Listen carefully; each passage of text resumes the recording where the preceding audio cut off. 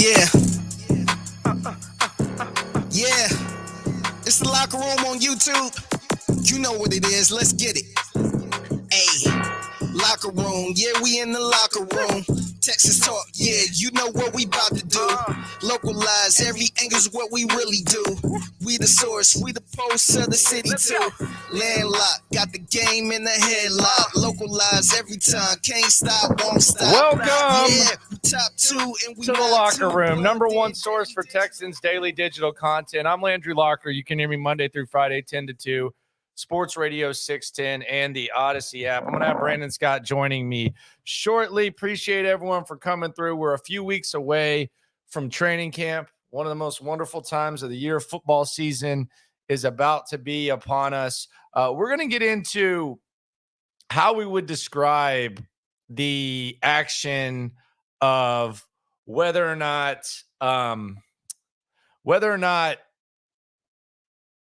CJ Stroud was a starter. How would we describe that? What would the outlook be? We're going to get into most overrated, underrated Houston Texans players in camp. We're also going to get into something I'm not doing. I don't think B. Scott's doing. He actually was brought this up as well. I'm just not doing it. I'm not partaking in it. There's some people that want to partake in this. I don't want to partake in this. Subscribe, like, right along. Appreciate everyone for coming through. B. Scott, how you living, Sway? Hey, I figured I would give the Sway look. I figured I would come through with the Sway look since I revealed that earlier in the week. And this is around the time of day or time of night when I put the Sway look on normally. So I figured I'd go with it.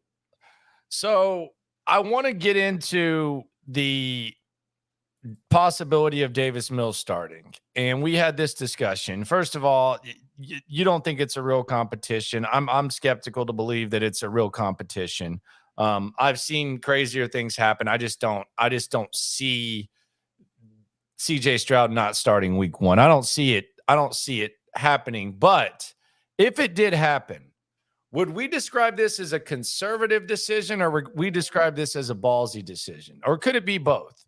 Starting Davis Mills instead of CJ Stroud, what would be the word that you would describe if that happened?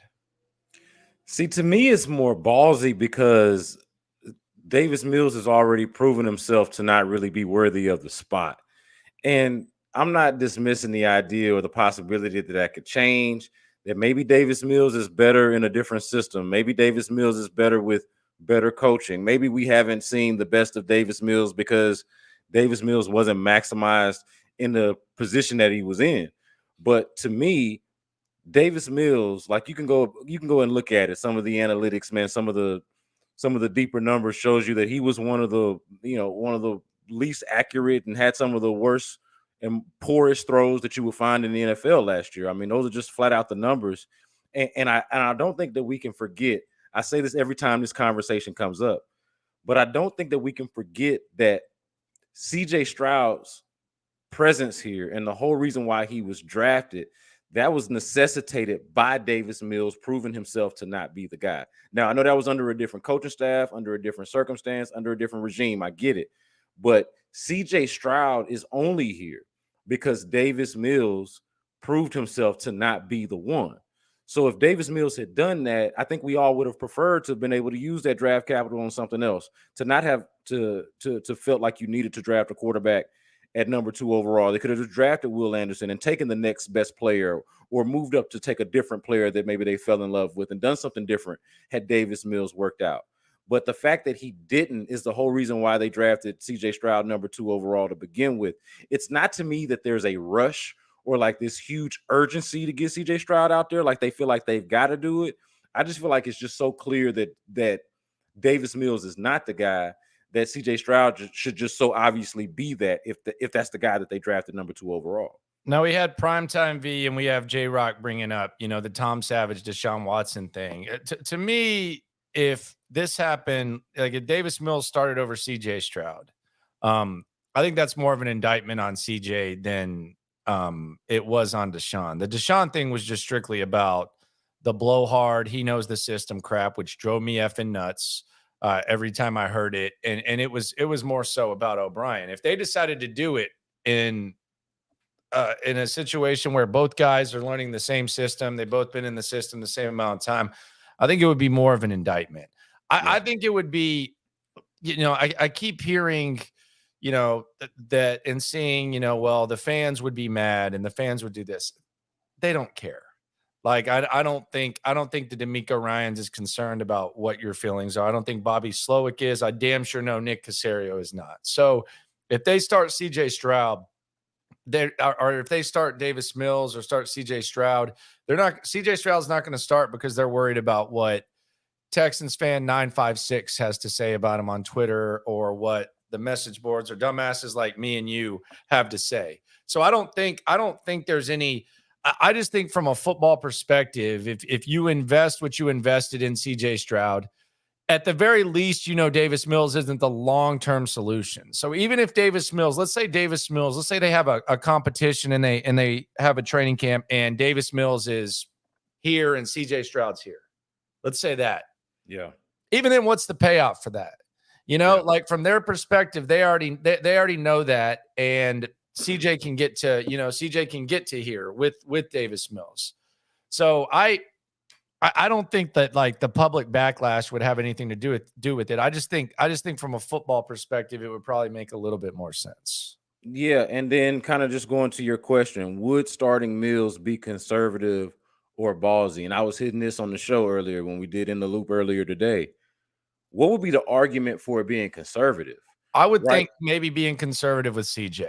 I think that would be the argument. But in terms of being competitive, though, to me, that's not the conservative play if that's not really the guy that gives you the best chance to win. And if it takes from giving your guy an opportunity to get some valuable experience. I'll make a couple of points that I've made before that I think are really important on this. Like CJ Stroud, I think deserves or should get the opportunity and leeway that Davis Mills has gotten over the last couple of years. The way that Davis Mills was prioritized last year under Lovie Smith, I think that's the way that they should be treating CJ Stroud. Like I can remember 2 years ago when people thought it was ridiculous that the Texans were playing Tyrod Taylor over Davis Mills. See what you got in Davis Mills. Figure this thing out. Well, I think this is that same situation, but even more so, where you've invested even more in a guy, and the other guy has also already proven himself, unlike Tyrod Taylor, who was also new to the team. The other guy has already proven himself to not be that. So to me, like I don't think that it would. There's a strong argument for it to be conservative. And another thing that I don't like about the competition element of it, Landry, that kind of annoys me, is that I could see exactly what you described being the case, where Davis Mills, because he's got 2 more years of experience, because he's been in the NFL, I could see him winning a training camp competition. I could see him winning a camp battle, looking better in practice at times, or having it more together in that way.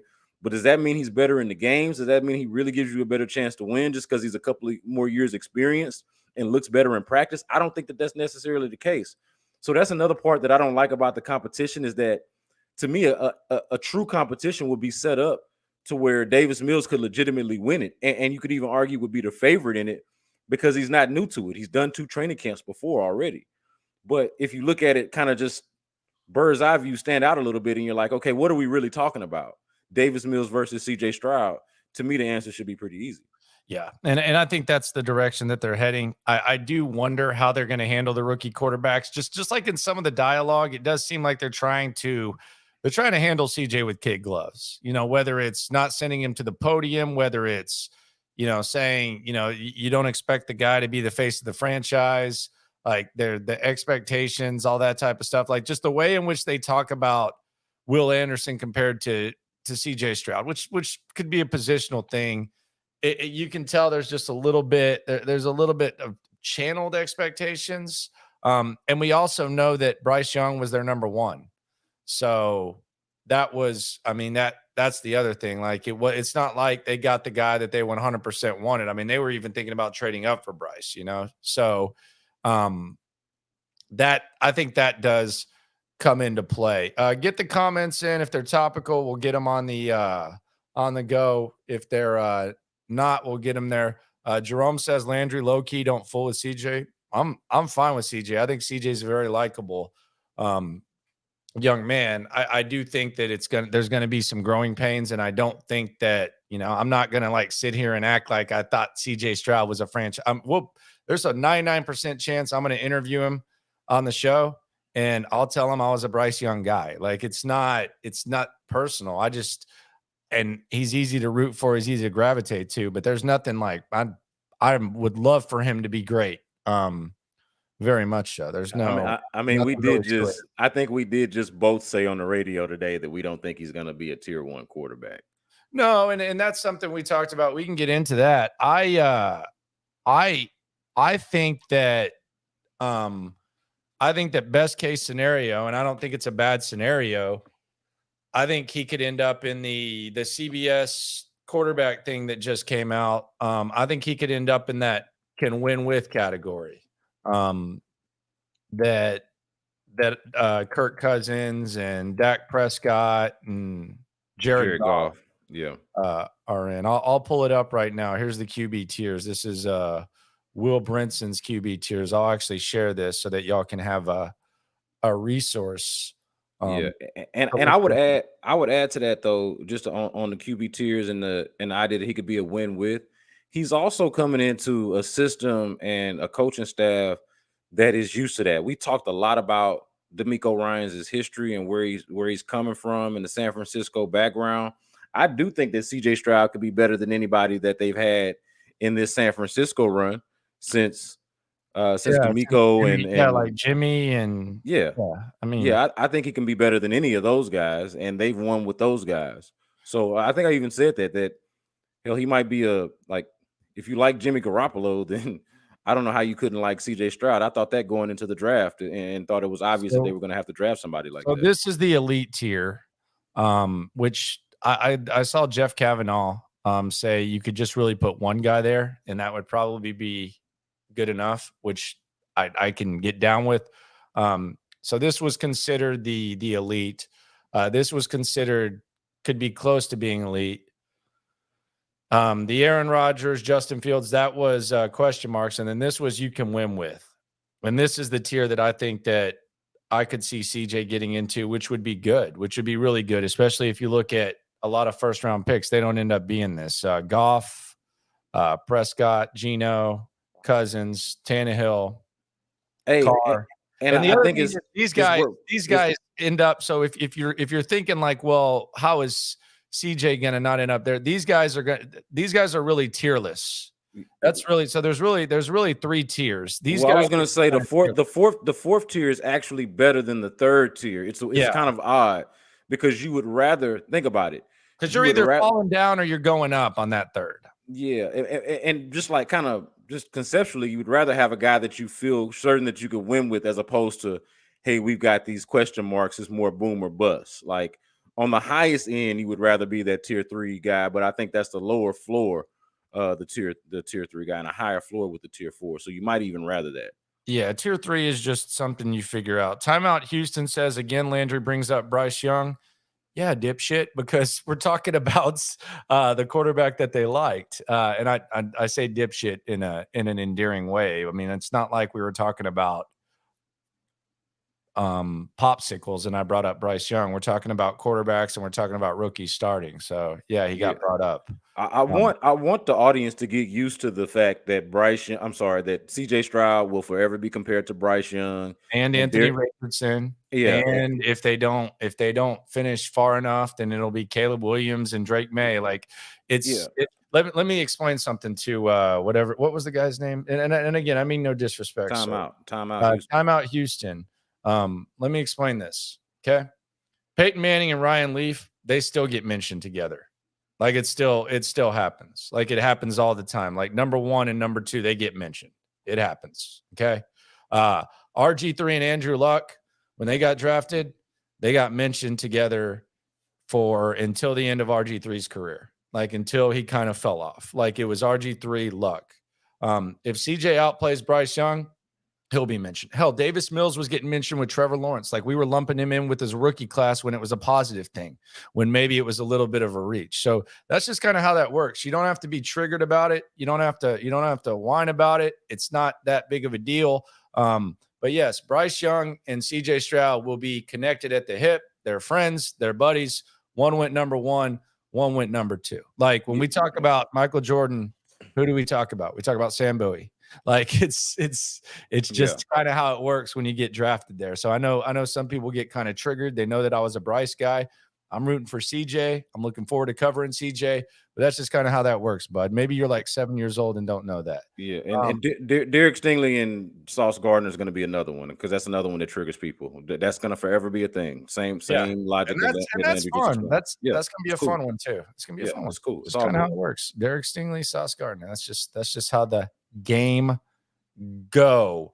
So there's something that I am ridding myself of. I am not going to partake in. I do not want anything to do with it. You brought it up, and it really set me off. And again, appreciate everyone for coming through. Subscribe, like, ride along, whether you agree, disagree, come through.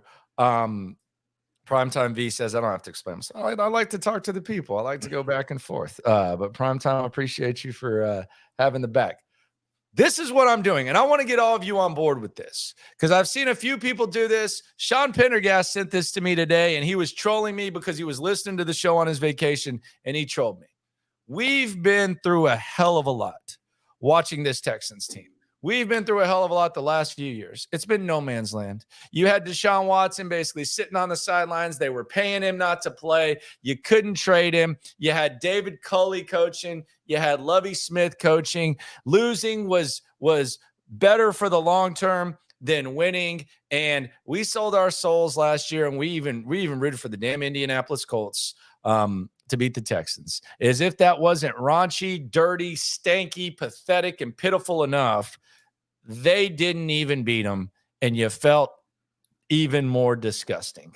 So we have not been able to, for a long time, going back to really 2020, early 2020, I would say, probably after week 4, we have not been able to every week just focus on watching tangible development, something that you know is going to be here long term. We have that now with the head coach. You have it with the players. You have it with the quarterback. You have it with the young guys. And where winning is the most beneficial thing. They don't have their draft pick, so they don't even control. Like, them sucking really has no impact on what goes on. Save the mock drafts. I don't need your 2024 mock draft. I don't want to see it. I don't want to localize it. Matter of fact, we just went through basically, I would say, a 4-month draft process. It was basically an 8-month draft process, if we're being honest. We saw every mock draft possible. We had to cover not 1, but 2 first-round picks when it came to draft picks. I don't need your 2024 mock draft. I don't need to see it. Now, shout out to the guys that are looking at them. I know Mr. Reed up there at ESPN, Jordan Reed, the great Jordan Reed, put his out. That's fine. But from a Texans perspective, from a Texans fan, from someone who covers the Texans, I don't give a rat's ass who the Texans are projected to get with Cleveland's pick. So stick it where the sun don't shine when it comes to these 2024 mock drafts. I'm just going to enjoy the season. I'm just going to enjoy covering a team. I'm just going to enjoy winning, being the thing that matters most. I'm going to enjoy watching DeMeco Ryans grow. I'm going to enjoy watching whatever CJ Stroud does. I'm going to enjoy watching Will Anderson. I'm going to enjoy this. I'm quite frankly going to enjoy that they don't have their own draft pick, because now they're going to be trying to win every week anyways. That's what I'm going to enjoy. I am not in the draft business. I'm taking a vacation from the draft business. I am focusing on week to week, week 1 to week 2, week 2 to week 3. In week all that. I don't want the damn mock draft stuff going on right now. Bro, it is the first time in 3 years, like you said, the first time since 2020 that I've gone into a season actually excited about the football. Every year we go into it because we do this job and we're into the whole thing. I go into every season curious about what we're going to see, with questions that I want answered, different observations that I plan on making. But I can't tell you honestly and with a straight face that the last 2 seasons, I've gone into the season genuinely excited about the football that I was going to see. And even in 2020, I would say going into that season, it was just an odd year because we were dealing with COVID. We didn't know how long the season was going to last. There were all of these bizarre rules that didn't really make a lot of sense to us. And just that year, the world didn't make a lot of sense. And so 2020, from a football standpoint, was exciting going in because you thought you still had your franchise quarterback. You were coming off a disappointing loss in the divisional round against the Chiefs and all of that, but you still thought you were on the come up. And then, of course, COVID happens and the world just kind of gets weird. So 2020 almost doesn't even count. It's been damn near 4 years, Landry, since I was really like genuinely excited fully and like in a normal way going into a season when you think about the last couple of years that we've had. So I just can't get to the point where I'm going to skip the journey and go straight to the destination of, hey, what's the next draft pick? Well, what did we make all of this hype about DeMeco Ryans for? What did we get excited for Will Anderson and CJ Stroud for? What's the point of Bobby Slowick? Like all of this, Matt Burke, anything, any of the draft picks that you might like. Can I interest anybody in a Dameon Pierce? Like there's just so many different Derek Stingley on the comeback, Jalen Petrie perhaps in a Pro Bowl year. Like there's so many things to actually focus on the field and observations to actually make about the team that matter, that are worthwhile, not just us blowing smoke, not just us trying to play hype machine or make lemonade out of lemons or anything. Like this is legitimate excitement and legitimate intrigue on a team that we honestly don't know a whole lot about. Why would we skip that and just go straight to the draft? What's the point of that? I don't get it. Like with our gig and with what we do, like we can't step away. So we've had to cover sexual assault cases. We've had to cover crappy coaches. We still have to cover it week to week, but you know what the eye on the prize is, and showing up to the stadium like I do at 7:30 or whatever, judging tailgates, then going in the locker room and stuff, and knowing that really what happens in front of me doesn't mean a damn thing because Davis Mills isn't going to be here a long time. All these guys are on 1-year deals. This head coach isn't going to be here. Matter of fact, you're hoping that the head coach is gone with Lovie Smith, so that's even more awkward. Like the ability and the desire to be able to like know that even if you lose and even if you win, something's going to be accomplished to where hopefully you look back 3 years from now and you say, man, you remember week 3 when DeMeco Ryans effed up that challenge and he was just chasing his tail with the clock management, man, that seems like a long time ago. All right. You remember when CJ threw a couple of interceptions, man, that feels so long ago. Like you're actually accomplishing something. So you look at these mock drafts and like all this type of stuff. It drives me effing nuts. And I see John Crumpler's in here. He's on this mock draft crap too. I hate this mock draft stuff. He's doing it. Cleveland is 2-7. But that's different. Really telling me they want to start the game. But see, that's different. I don't. That's a little different to me. That's a little bit different to me because here's the point I was going to make about the whole mock draft thing when you localize it. To me, it feels a lot like trolling when I see, because think about it. All the mock drafts have Houston's pick finishing somewhere toward the bottom. And so it feels like everybody wants to point out, oh, hey, look at this number 2 pick or number 1 pick or whatever, number 3 pick that would be the Texans, but it's actually gonna go to Arizona. If you want to tell me about what Cleveland's doing, because that's gonna be my parallel universe, Landry. I'm gonna be looking at everything we just talked about. You're gonna be rooting against Cleveland every week, but that's what I'm saying. That's what I'm saying. Mock drafts in week 9, no. But that's what I'm saying. In week 9, I'll care about, hey, what's CJ Stroud's progress? How many sacks does Will Anderson have? Stuff like that. But I'll also want to know, hey, where's Cleveland at? You know, like that to me is a totally scoreboard watch. That's another scoreboard watch. That to me is totally different. That's not hey, here in July, let's have a mock draft before anybody's played a down of football. Like that to me is different. I saw someone the other day, and I don't want to disrespect him or anything. He seemed like a nice guy, but I just unfollowed him because I think he's one of the guys that covers the Texans or whatever. Crumpler might even know him, but there was like some sort of question: would you trade the Texans 2025 draft pick to move up and get Marvin Harrison Jr.? And I'm like, what the this is where I hate that For You section on Twitter. Cause that would normally be avoidable, but I'm just like, man, like are mock drafts even tight, like in season, like that? Because we talked about like, should the Texans take this guy or 12? I don't even like I like that there's a path to a player, and I get the concept of the mock draft, but like I'm mock drafted out, man. I want to watch some ball. Well, that's another thing too, and I think this is in part because we did shows, and you specifically, you do show a 4-hour show, 5 days a week. Hell, our morning show, Landry, had a whole bit and segment called "Your Mock Draft Injection," and I love those guys. That was cool. And I'm gonna be honest, I love those guys, and it was cool. Topical at the time. It was topical, but guess what? I got tired of that.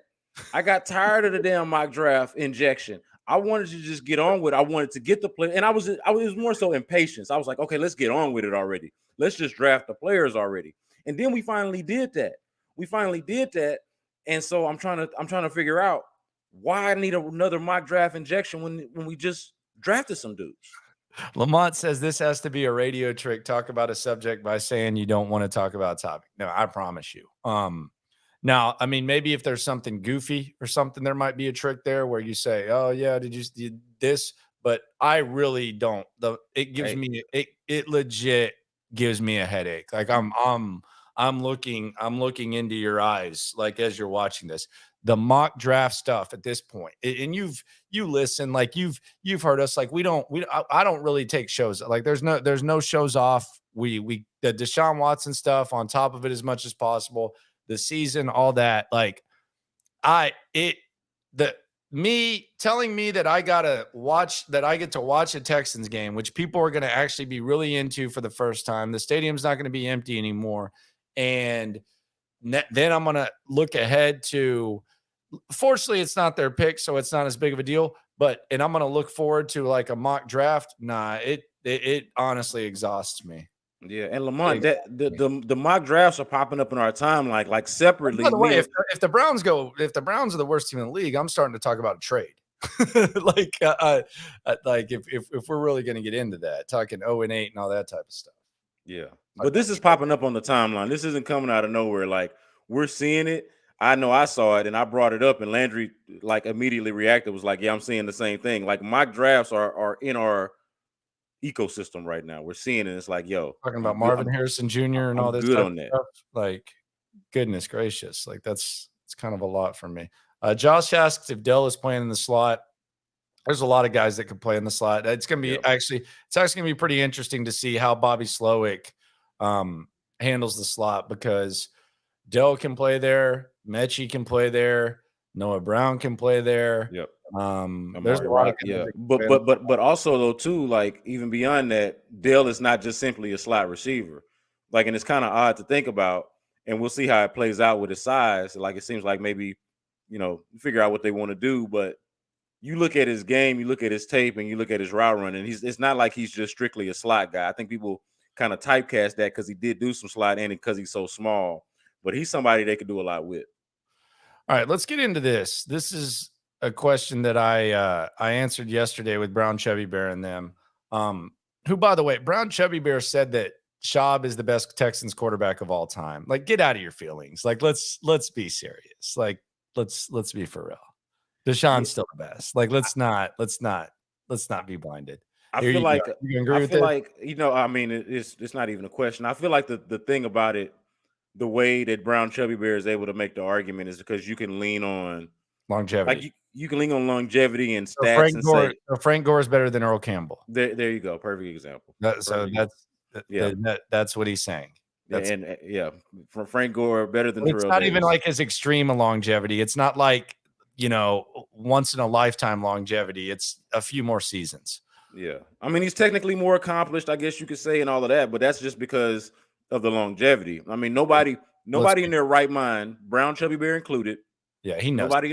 Nobody in their right mind watched both and is familiar with both's work and would tell you honestly that they think Matt Schaub is a better quarterback than Deshaun Watson. At least not the Deshaun Watson that played here. And Deshaun had B.O.B. and Schaub had Kubiak. We get in this all the time.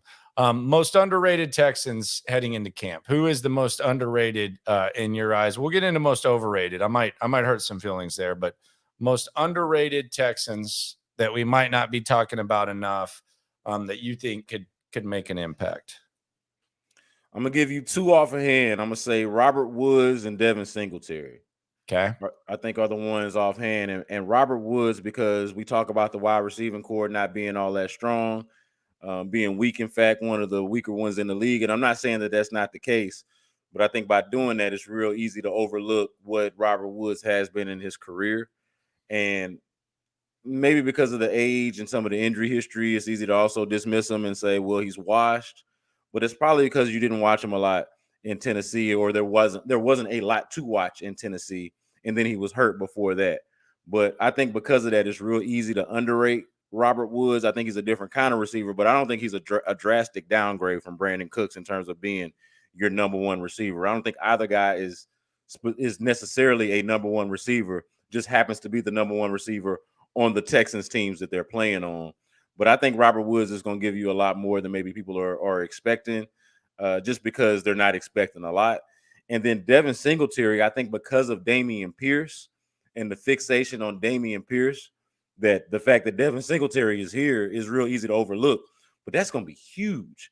That's going to be huge, having a real actual NFL running back as your 1-2 punch, however it's going to play out. Like, I think that that's going to be a major thing. You substitute Rex Burkhead for Devin Singletary, like, that's going to help Dameon Pierce. That's obviously going to help the offense. And I'm real interested to see how that's going to look. And then on the defensive side, I would just say the linebacking core overall, just the fact that they overhauled the linebacking core, and the dudes that you saw there last year are not going to be the dudes for the most part. I don't think that you're going to see this year. And I mean, I think there has been a focus on like Sheldon Rankins and the moves that they've made up front, because that was so obvious, but they got a whole new linebacking core.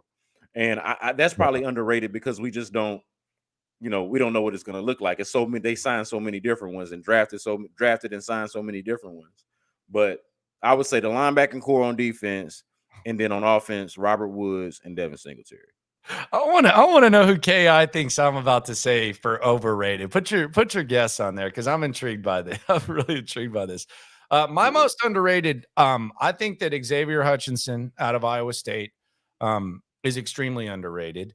I don't know why he got drafted when he did. I think he's underrated. I actually think the tight end group as a whole is kind of underrated from 2 down.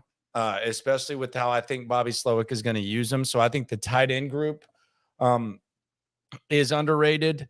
And I think on defense, I think Malik Collins is kind of underrated. Although they did give him the contract, I think Malik Collins could be the biggest beneficiary of this new scheme, because the thing that I like about Malik is, first of all, he's nasty as hell. Second of all, they looked at him for a couple of weeks and they said, we got to lock this guy up. So for me, like when I see D'Amico Ryans immediately say, okay, we see this guy and we got to lock him up, that tells me that they think a lot of Malik Collins. So I think Malik, the tight ends, and Xavier Hutchinson would be my underrated. I think I like yours better than mine. I ain't gonna lie. I like that. I like that list. I agree with all of them. I think I like that better. Malik Collins, I kind of side-eyed you until you explained it. I think I'm with you on that. But mainly because of the money, it's hard for me to think that he's underrated because he just got paid. But I think that entire overhaul between adding Will Anderson, if he gets to play next to Will Anderson, and then obviously the upgrade on the interior with Sheldon Rankins, I think all of that is going to benefit him. So that's pretty good. I'm with that. They're thinking I'm bringing up. They think I'm bringing up Andrew Beck. I'm bringing up Andrew Beck. I forgot about your love affair. I forgot about that being your camp crush. Follow the money, baby. Follow the money, baby. That's facts. So the most overrated, I think a couple of you actually did guess. So I appreciate y'all for riding along. I'm not even going to say Nico Collins. I don't even really have him rated. So I don't think he's. I don't know about overrated. Like I think Nico Collins is fighting for his job. I really do. I think of all the like potential shockers, I would keep a close eye on Nico Collins. I think he's going to have to perform very, very well for this. So I don't put Nico. I do kind of think that Dameon Pierce is being a little bit overrated in Houston. And that's not to say that I don't think Dameon Pierce is good. That's not to say that I don't think Dameon Pierce could be, and he's a friend of the show, a good running back for 8-10 years, but you have D'Amico Ryans himself coming out and saying, we're going to have a committee. You have no real proof that Dameon Pierce is capable of carrying the ball, 20 plus times. He didn't do it at Florida. And he did it last year. And obviously they did not think that was a good idea. So I think Dameon Pierce can be good. I just don't I'm hearing a lot of Texans fans say I'm drafting him second in my fantasy league. And I'm just saying a second round. And I'm like, okay, if you want to do that, that's cool. Best of luck to you. But, you look at Las Vegas, and I think Las Vegas with player props, it's actually pretty damn astonishing how close they get on these player props sometimes. Now you can find some value, but the over-under for touchdowns for Dameon Pierce is 4.5 this season. Now, if you think he's going to have a really good year, then hammer the over. I probably would take the over on that. But I think if we're thinking that the Texans just have, a running back that is for sure going to be your starting running back for years to come, without like a strong complement, then I just think you're kind of mistaken when it comes to Dameon Pierce. And I still think he can be one of the most productive players on the offense. I just don't think that he's the, start bell cow type of running back. And I don't think that's ideal for him at all. Yeah, I don't know if I'm getting into semantics with this on overrated versus overstated, because I feel like Dameon Pierce is legit, like as good as everybody says he is. I just don't think it's as great of an idea to use him the way that everybody wants to use him. I think it's a little bit overstated. That's better said than I just said it, for sure. Well, and so to me, I say that because I agree with your point overall. I just don't want to call him overrated necessarily, because I do think he's like he is that dude. Well, I think he's that dude too. Yeah, but I think if you use him like you did last year, and you use him like a lot of people, you're not going to enjoy it very much. Exactly. So that's why I would say he's more overstated than overrated, if I'm allowed to be a little semantics right there. And then the guy that I would say is overrated, and you might side eye this a little bit because I don't think you're the one that's overrating him. I'm not going to even say that it's the audience. It's the YouTube chat that's overrating him, but it's by virtue of his position, where he was drafted, and the expectation I think that we all rightfully would have of somebody drafted that spot. I think right now, based off of his play, he's overrated. That's Kenyon Green. Like Kenyon Green, we're right now wondering, like we kind of pencil him in as the starting left guard because he was the first round draft pick last year. But like, I don't know if we know that based off of his health, based off of his performance. And to me, it's really his status right now is really just by virtue of where he was drafted and the hopes and wishes and prayers on what he is. But right now, he's got to be overrated. He was drafted number 15 overall and was one of the worst guards in the league last year. Now, I hope he changes that. I hope he switches that narrative really quickly. And I think that he can do it. But right now, I would have to make him be the one that's overrated. And then I go on defense, and I hate doing this because I'm doing it to two local kids that I like, with both Kenyon Green and Jalen Petrie. But I think Jalen Petrie has a chance to be great, really, really good. I get why he's overrated, but I feel like because we're so high on Jalen Petrie, we forget some of the struggles that he had as well in some of the run fits and some of his tackling. Now, he shouldn't have been asked to do as much tackling as he was asked to do. No safety should. But there are some things in his game that he certainly has to correct, and I feel like it's much more. Maybe that's another one that's overstated and not necessarily overrated, because I do think he can be that dude, similar to Dameon Pierce. I just think there are some parts in his game that maybe a lot of people were quick to overlook and more so highlight some of the flash plays that he made. Now, there's a couple of there's conflicting dialogue about Will Anderson being underrated or overrated. I mean, I don't think you can be underrated if you're Will Anderson. Maybe you think he's overrated. There could be some people who think that. That's a wait and see for me. We'll see how that is. What about Jonathan Grenard? I think Jonathan Grenard might be underrated now. I think we might have overrated him at this point last year, but I think at this point, I don't hear anyone talking about Jonathan Grenard. Yeah, I think Jonathan Grenard has been like the forgotten piece in all of this because he's been hurt for so often, and then Jerry Hughes came in there and He led had him in 9 sacks. sacks last year. Well, by the way, that was second in the AFC South by a half sack. Jerry Hughes. Well, I would add to your, which was the position group you said the tight end group was the one that you thought that was underrated. Yeah, I would add to that, just as we're talking about it, that I think that edge rusher now is probably an underrated because of exactly what we just said. Jonathan Grenard kind of out of sight, out of mind until he decided to come back in that last game and have one of the games of his life. Thanks a lot, Jonathan Grenard. But you have that. He was out of sight, out of mind. Jerry Hughes, an older player, but and his performance was really kind of top heavy because a lot of his stuff came really early. Like 5 sacks in the first 3 games or something like that. Yeah, so you had that, but he still can go. You know, he still got some kind of juice in there. And then you got Will Anderson. And so all of a sudden you add Will Anderson to some pretty decent pass rushers, and you feel like if they can all stay healthy or something relatively to that. Like, think about it. You're basically swapping out Mario Addison for Will Anderson in some form or fashion, or whoever you want to say, or Okoronkwo for Will Anderson. Do you think Will Anderson can be better than Obo Okoronkwo in his first year? I think so. So to me, I think that the edge rushers might be a little bit underrated, but yeah, for me, the overrated part's got to be a little bit of what we're doing with Jalen Petrie, making him, or maybe bypassing some of the parts of his game that he's got to fix. Yeah, I mean it's pretty like he's the first guy people talk about taking the next step, which we could see. Question from Aaron Butler: are you truly ready to come to Baltimore and face this defense week 1? Probably not. It's a championship caliber defense.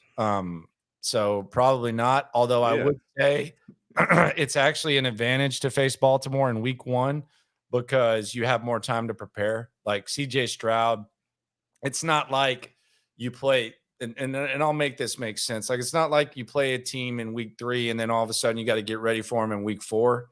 So right now, I'm sure CJ Stroud's already started looking at Baltimore, and it's not like a new look defense. Like, the offense is going to be new look. You kind of have an idea of what they're going to do on defense. They didn't change coordinators or anything like that. So the offense, the system completely changed. It's actually the right time to face that defense, but no, I mean, no, the Texans offense with first year quarterback, new system and stuff. Not great, but it's actually the right time to face Baltimore. And also on offense, I think there's a chance they're not going to know what the hell they're doing. Yeah, I think that more than anything, I would challenge that and say that it's the uncertainty and the newness of the Texans offense that's more of a, I think, if you're asking, are you ready? Like, yeah, like maybe they're not good enough to face Baltimore's defense. Like, maybe they don't match up well and Baltimore's defense is just flat out better. That's certainly possible. But in terms of, hey, are you ready for this?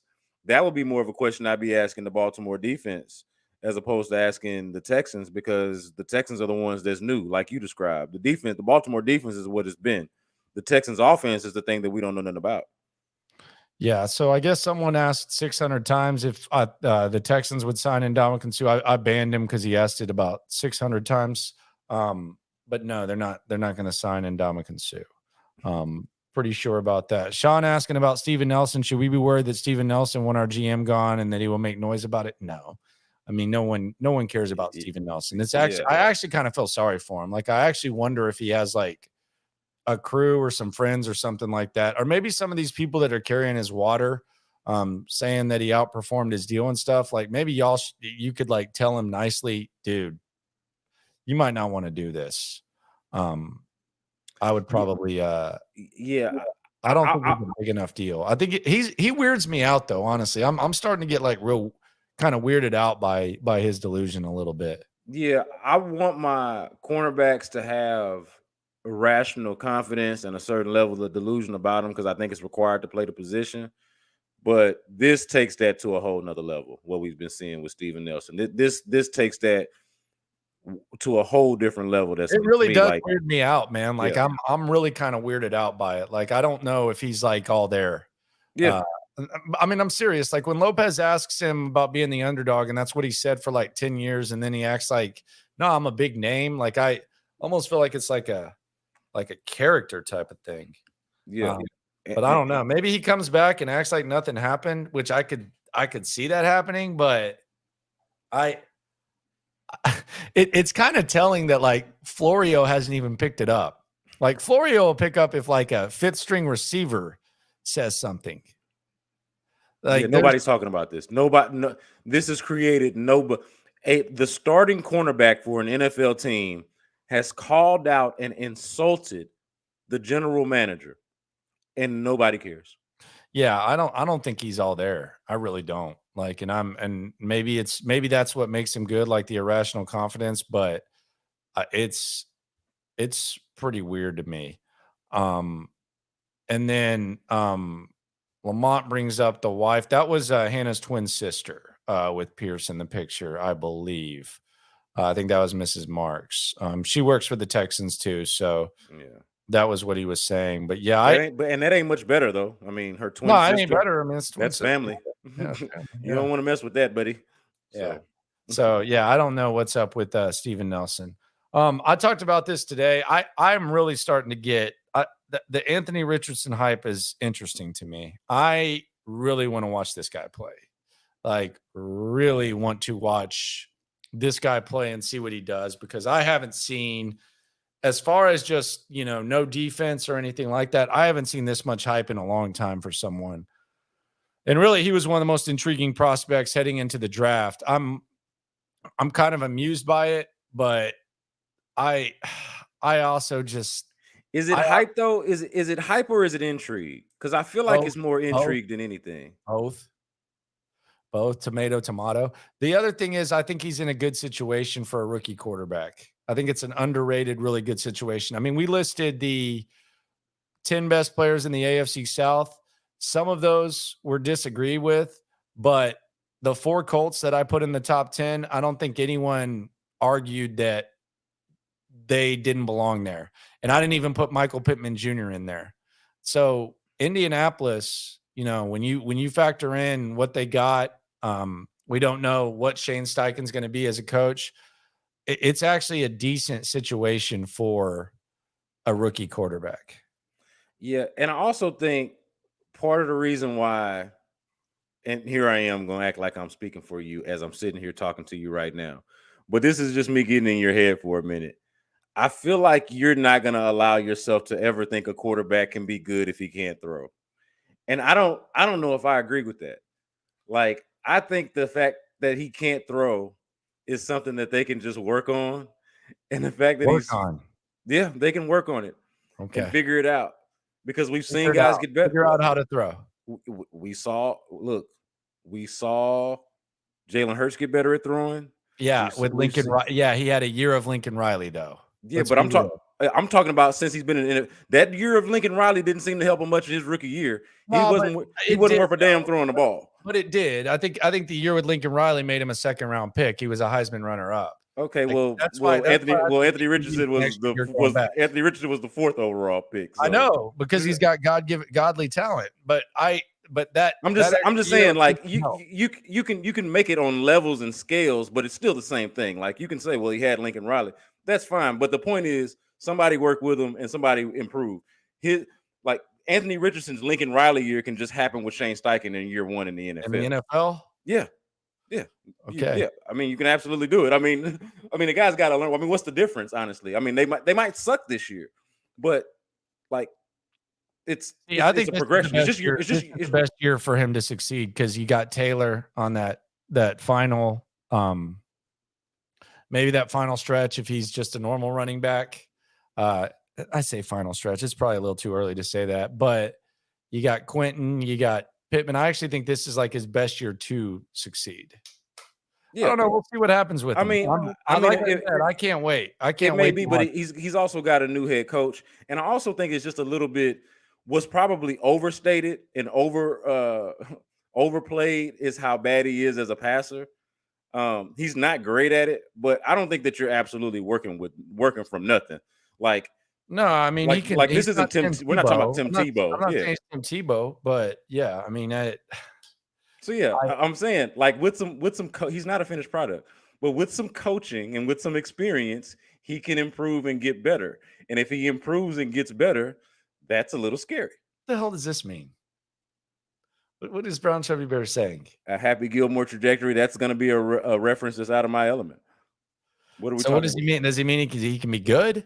Like he gets his like, Oh, okay. Is this like a happy learn to putt type of thing? Maybe so. Maybe so. Is it mechanical? I never heard anyone say that it was mechanical. Like we're not talking about Tebow or something like. Is it? I didn't know that it was a. It's experience. It's experience, man. He's barely played. It's the same. I mean, it's really a similar argument to Davis Mills. He just hadn't played a lot. I also think the durability is a thing. I really do with Anthony Richardson. It could be. It could be. I mean, it was in college more so than any of the other guys. I mean, he got 3 injuries that all happened in 1 year, basically. But we're talking about really 3 injuries: a head, a leg, a hamstring, and a knee surgery, and a dance fluke. Yeah, it sounds like he was playing football. Sounds like the guy played. It sounds like the guy is a football player. He's tried and true. He's initiated. He'll be fine. The other thing that I've heard McLean say this, and McLean says a lot, and you know how McLean is with us. He's on with us, by the way, every Tuesday at 11. If you're not familiar, download the Odyssey app. The NFL Hall of Famer John McLean comes in. We take him to task. It's not one of those, oh, let's just interview John for 12 minutes and just ask him and then just get to the next segment. No, we take him to task. If he's gonna get airtime, we take him to task. The one thing one of many things that he's been saying to me that I don't get is that Tennessee is like in some hurry to see Will Levis play.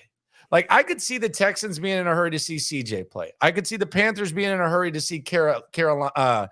The Panthers in a hurry to see Bryce Young play. I could see the Colts in a hurry to see Anthony Richardson play even. Tennessee would have won the division last year with Ryan Tannehill. He's gone after this year. They didn't like Will Levis enough to take him with a top 12 pick. If they would have done that, then maybe I could get down with this. The second round pick that they used to draft Will Levis was almost like one of those luxury, just, we're going to take him type of things. And it's like a developmental thing. I don't think they give a damn if Will Levis even steps on the field this year. That makes no sense to me. There's no reason for them to hurry to get Will Levis out there. They still have a freaking running back that runs for 1,500 yards and 1,200 yards after contact. And they still have the best player in the AFC South, arguably, and one of the best defensive linemen in the game. And they got a coach who damn sure isn't trying to tank and damn sure isn't trying to develop. There is no hurry for Will Levis to be out there. Yeah, but I also wonder if there's any hurry to spin the wheels again with Ryan Tannehill. Like you talked about, they could have won the division, but like, okay. And he's still there. He's still there, isn't he? But I'm saying though, okay, so but what does that get them? Let's say they win the division last year. Let's say they win it this year. Where are they going? What are they doing with that? Where's that going to get them? Levis. If they thought Will Levis had more potential in other words, if they in their heart of hearts, if they thought Will Levis gave them a much higher ceiling, yeah, that's not what I'm saying. They would have taken him. I don't. That's ridiculous, though. I don't think they think that. Let's kill that. Hopefully they don't think that, because that's stupid. All right, I think we agree. Will Levis does not give them a higher ceiling. They do. Or yeah, hopefully they do for the Texans' sake. But what I'm saying is, maybe they're in more of a rush to find out what their starting point is with Will Levis, how far they need to go with him. Maybe they are willing to just get on that journey already instead of spinning their wheels with Ryan Tannehill. Like, honestly, I don't know how high any AFC South team's expectations should be beyond like possibly winning the division. But none of these teams is winning the Super Bowl. They want to win the division, but they ain't no Super Bowl or bust. These coaches love division titles. But if you got a young quarterback, what's really the scoreboard that you're really watching? Is it the development of your young quarterback, or is it? And also, I don't think they look at their young quarterback like that. But see, I only think you do that though. We only do this with quarterbacks because second round picks are still premium picks But if you don't get picked in the top 10 or 12 and you're a second round quarterback, all of a sudden you're some schmuck. But a second round pick is still a pretty high draft. Like the 33rd pick in the draft is still a pretty Yeah. big deal. Yes, it is. It So is. so But it's I think it's easy to do that because he wasn't Bryce or CJ or Anthony Richardson. He had this tremendous fall. But you draft a guy in the second round, I don't think that you're just like kind of shrugging your shoulders. I think you are. But I don't think it's like it's probably not as urgent as McClain. They want to win the division. They want to win the division. There's no doubt. And I'll say this: I've never bought like an Astros division champ shirt or something like that. I don't care. Texans win the division. I might have to get a T-shirt or something like that this year. They win that division this year. I'm gonna go AFC. I'm gonna go AFC South champs. Doesn't matter. I got them from the first two, the 11 and 12. Those were moments in history. But doesn't matter, Brian. Yeah. Well, those are before his though. Those weren't his championships. That was Bengals. That was when Big Bolick missed the field goal. And that was a holiday. That was Christmas. Was that Christmas Eve or Thanksgiving? Yeah. Which year you're talking about? 16 when Bolick missed the field goal. I think that was Thanksgiving. That was before. That was when Savage was ass. And then he got hurt against Tennessee. Yeah, it might have been Christmas. Might have been Christmas fake. I was thinking when you said Christmas, I was thinking Christmas. Because I was listening to it. I remember. But yeah, because I think I was going to the movies. Yeah, it was Christmas. It was Christmas break. Yeah, but to the point though, if they want to win, I agree with you on this. I think we agree on this. If they want to win, if the Tennessee Titans want to win, they'll play Ryan Tannehill. If they want to develop their quarterback and figure out what they have in their quarterback that they just drafted. But why do they have to? If he's going to be there next year, like you can develop. I mean, why do they have to see him to develop him? I just honestly believe that experience is the best way to develop him. I don't believe in the sit and watch thing. I just believe. Don't believe in Patrick Mahomes, huh? You know, that's different. I don't think Ryan Tannehill is Alex Smith. So, like, to me, Alex Smith legitimately gave that team the best chance to win. So they had that luxury. It was December 24th, 2016. That was bothering me. That sounds about right. Yeah. Well, you looked it up, so it is right. But yeah, no, I think and I don't think Patrick Mahomes would have been necessarily hurt by playing. Like I believe in if you want to develop a guy, the best training is experience. And so I just think he's out there. Now we agree there. I don't think he's good. Remember when we thought Will Levis might be a Texan? Leading up to draft day. You know what I do wonder though, like in this hypothetical world, let's say that they liked Will Anderson best, and we can all agree they did. Right? Yeah. Okay. And they took him to, and then they were sitting at 12. Would they have taken Will Levis, or did they think little enough of him to not even do that? Because I actually think they didn't even like him that much, and I don't even think they would have taken him at 33 or 32, whatever. It was 33. No, the pick that he got picked with, it was I forget how all of it worked out, but that was originally the Cardinals. Monty traded with Vrabel. Yeah. After he got it from the Texans. Yeah, a whole web of trades. But now that one is more interesting. I'm not sure they would have passed on him at 33. I don't think they would have taken him in the first round. But 33, I'll be honest with you. I don't think he's any good. But if I needed a quarterback and I felt like I got what I needed out of the first round, I would have at least thought about it. And for me, like, I had no interest at all, but I mean, he's there. Like, you know, if it's kind of a spin your time, I probably would have liked him more like in the third round, kind of like Davis Mills, you know, like maybe the third round. Second round would have been a little rich for me. Man, I just keep stealing money from McClain because I bet him that Pierce wouldn't get 1,000 last year. I kind of got, I mean, that I didn't want to win that bet. I bet him that Hooker wouldn't go first round. I don't know why he'd made that bet. And now I got the field and he's got the Jags and to win the division. Oh, I think Jacksonville's in trouble, man. And I think they can battle to win the division, but I think Jacksonville to start the season is in trouble.